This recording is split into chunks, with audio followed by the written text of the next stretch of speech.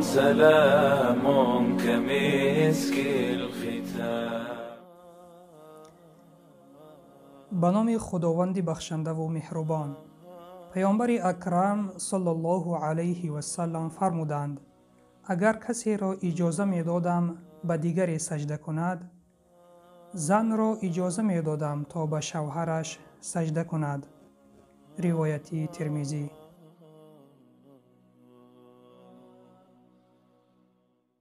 دوستان عزیز، به همه ما معلوم است که سجده کردن شخص به شخص دیگر این عمل حرام است.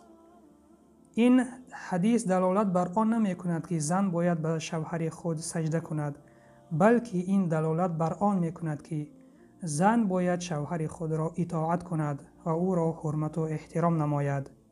پس خواهران و مادران عزیزم، تنها شما با اطاعت کردن به شوهران خود می توانید خوشبخت بگردید.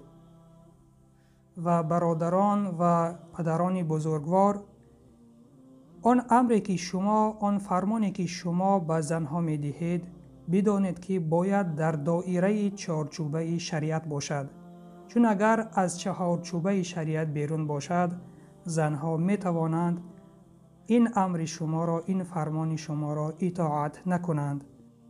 پس خوشبختی هر یک عائله در چارچوبه شریعت زندگی کردن است و خوشبختی هر یک عائله در اطاعت شوهران شماست، خواهران و مادران عزیزم. پس عمل کردن با این حدیث خوشبختی این دنیا و آخرت را سزاوار گردید. و سلام بر آن شخصانی که راه هدایت را پیش گرفتند.